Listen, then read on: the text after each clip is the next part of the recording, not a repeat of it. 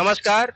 हिंदी संवाद न्यूज से मैं अखिलेश मिश्रा आज डंडैया मार्केट के सामने कुर्सी रोड पे स्थित हूँ, जहाँ पे डंडैया से लेकर के और आपका नया हनुमान मंदिर और पुराने हनुमान मंदिर के बीच में एक जगह है जहाँ पे 3 रास्ता मुड़ा हुआ है और वहाँ पे आए दिन जाम लगा रहता है। लोग उससे परेशान रहते हैं। जाम के कारण बहुत से दुर्घटनाएं हो चुकी हैं। कई महिलाएं जो जिनसे हमारी बात हुई, उन महिलाओं ने कहा कि कभी कभी ऐसी स्थिति आ जाती है कि अगर नीरा नर्सिंग या किसी हॉस्पिटल में एम्बुलेंस से कोई मरीज जा रहा है तो उस मरीज को कम से कम घंटों इंतजार यहाँ करना पड़ता है और तब जाकर के जाम छूटता है। यहाँ पे इतना अतिक्रमण हो रखा है कि इस अतिक्रमण को हटाने के लिए, सरकार का ध्यान दिलाने के लिए हम लोगों ने ये प्लान किया कि आज यहाँ पे इस जाम का वीडियो शूट करके और लोगों से भी जानकारी लेंगे कि लोग इस जाम से निजात पाने के लिए सरकार से क्या अपेक्षा रखते हैं और क्या चाहते हैं कि सरकार इनकी बातों को सुने। और सरकार से एक चाचा जी आ रहे हैं, चाचा जी से 2 मिनट का बाइट लेते हैं, पूछते हैं कि यहाँ आए दिन जाम लगता है, इस जाम के बारे में कुछ आप बताएंगे? अरे भैया, बहुत परेशानी होती है यहाँ जाम में। दोनों के समय आओ, सुबह आओ, शाम को आओ, जब आओ हर वक्त जाम लगा रहता है। आपका नाम क्या पड़ेगा? एके श्रीवास्तव। एके श्रीवास्तव जी कह रहे हैं कि आए दिन यहाँ पे जाम लगा रहता है। जब भी आओ तब जाम लगा रहता है सुबह का। एक तो जो सिंगल वे है लेकिन यहाँ डबल चलता है, मतलब उधर से आने वालों को मनाही है लेकिन वो भी सबसे वन वे है, उसके बावजूद भी दोनों तरफ से देखिए, ये वीडियो शूट कीजिए, देखिए वन वे के बावजूद भी दूसरी तरफ से भी लोग आ रहे हैं। की तरफ से लोग आते हैं जबकि आना नहीं चाहिए, वहाँ से बैन है लेकिन फिर भी लोग यहाँ आते हैं, उधर से आते हैं। दोनों तरफ ट्रैफिक चलती है जिससे प्रॉब्लम होती है ज्यादा।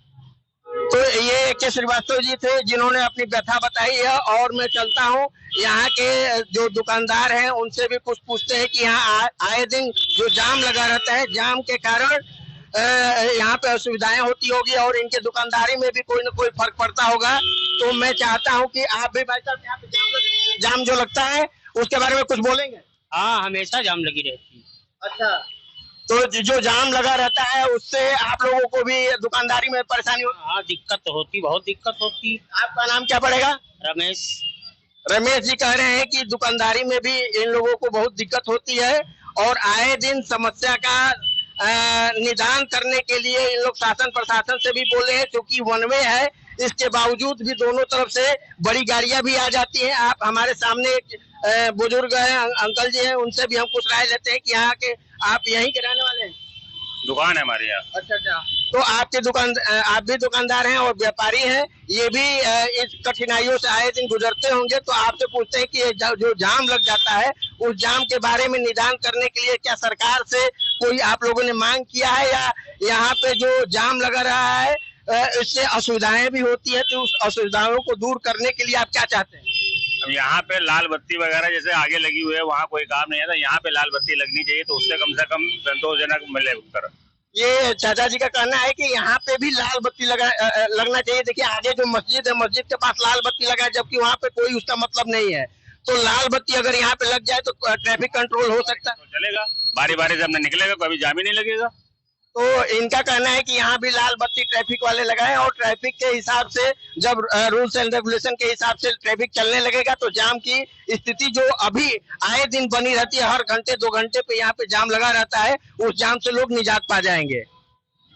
बहुत बहुत धन्यवाद आपका। Thank you. आपने जो कहा उसके बारे में सरकार से अगर कुछ कहना चाहते हैं? बिल्कुल यही कहना चाहते हैं कि जल्दी जल्दी इसका निदान करें, बस, और क्या। तो इनका कहना है कि सरकार को भी इस बातों पे ध्यान देना चाहिए। एक और युवा हमारे बीच में आ रहे हैं, युवा से अगर हम कुछ पूछना चाहते हैं तो देखते हैं ये जाम के बारे में। यहीं के रहने वाले हो आप? नहीं। अच्छा, ये यहाँ के नहीं रहने वाले हैं।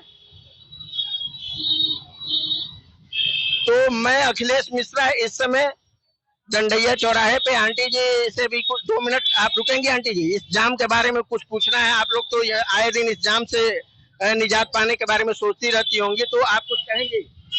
क्या कहें, व्यवस्था खराब है लेकिन अब ये सुधरना तो थोड़ा मुश्किल तो ही है। मतलब आप चाहती है कि रोड का चौड़ीकरण हो? यहाँ हाँ, हो जाए तो अच्छी बात है। इन्होंने भी देखे, ये भी जिससे पूछिए वो कहती है अन्य एक और महिला है, इनसे भी हम पूछते हैं कि आए दिन जो जाम लगा रहता है इस चौराहे के बारे में आप क्या चाहते हैं, सरकार क्या करे आप लोगों के लिए कि इस जाम से निजात? जो आपको अच्छा लगे वो करिए। नहीं, आए दिन जाम से आप लोगों को यहाँ सामना करना पड़ता है, आप लोग जाम से परेशान रहती हैं। हट जाए तो सही है जाम, और क्या। अच्छा, हाँ तो मतलब अतिक्रमण हटाने के आप उसमें पक्ष में हैं? हाँ हाँ भैया, आप ही सोचिए, हमको ले। अच्छा जाइए। इन्होंने भी कहा कि अतिक्रमण हटना चाहिए। यहाँ पे आए दिन जो अतिक्रमण हो रहा है, मतलब रोड को घेर करके भी दुकानदारों ने जगह कब्जा कर रखा है, उस जगह के बारे में भी ये लोग बता रहे हैं। इस समय जहाँ पे मैं खड़ा हूँ वो कुर्सी रोड है और डंडैया के अंतर्गत ये रास्ता आता है। मेरे बाएं हाथ पे जो रास्ता जा रहा है ये सीधे कपूरथला से आता है, और जो मेरे दाहिने हाथ पे मेरे जो सामने माइक के सामने जहाँ मैं बोल रहा हूँ उसके सामने जो रास्ता जाता है वो पुरानिया चौराहे पे जाता है, जो आगे जाकर के सीतापुर रोड पे मिल जाता है। और मेरे दाहिने हाथ पे आप देखेंगे कि दाहिने हाथ पे ये सीधे रास्ता जा रहा है कुर्सी रोड को, और सीधे कुर्सी चला जाता है। तो आए दिन यहाँ पे तीन रास्ता है, इसको तीन मुहानी बोलते हैं। और थोड़े से आगे जाएंगे, अगर 20 कदम आगे जाएंगे तो बाएं हाथ पे डंडैया के लिए एक रास्ता जाता है, जो कि मेरे कैमरामैन दिखा रहे हैं आपको। और यहाँ पे चौराहा है, और इस चौराहे पे संकरी रास्ता है, और इस रास्ते पे आए दिन इतना जाम लगा रहता है कि लोग आने जाने वाले लोग परेशान रहते हैं। कभी कभी एम्बुलेंस आती है तो एम्बुलेंस वाले इतना परेशान हो जाते। देखिए, एम्बुलेंस जब भी इमरजेंसी होता है तभी लोग एम्बुलेंस को लेते हैं और एम्बुलेंस का सेवा प्रदान करते हैं एम्बुलेंस से जाने के लिए। लेकिन उसी बीच में यहाँ पे इतना जाम कभी कभी लगा रहता है कि आए दिन लोग इस जाम में फंस करके परेशान हो जाते हैं, और बहुत ही बुरी हालत है। इस पे सरकार को कुछ न कुछ गहन चिंतन करके और इस समस्या का समाधान करना चाहिए। एक युवा भाई भी हैं हमारे इस दुकान पे, और ये भी व्यापारी हैं डंडैया के। आपका नाम क्या पड़ेगा? आजम भाई हैं। और आए दिन आप लोग भी देखिए, ईद का चूंकि मौसम ईद आ रहा है, और ईद के उसमें अगर व्यापारी अपना धंधा न कर पाए जाम के कारण, उसको अगर परेशानी हो तो उसको बहुत कष्ट होता है, क्योंकि साल में एक ही बार त्योहार आता है। उस त्योहार में बिक्री होनी चाहिए। जाम के कारण आए दिन इन लोगों को भी परेशानियां झेलनी पड़ती होगी। तो आजम भाई से पूछते हैं कि सरकार से आपकी क्या अपेक्षा है और क्या आप चाहते हैं कि इस जाम से निजात पाने के लिए सरकार क्या करे?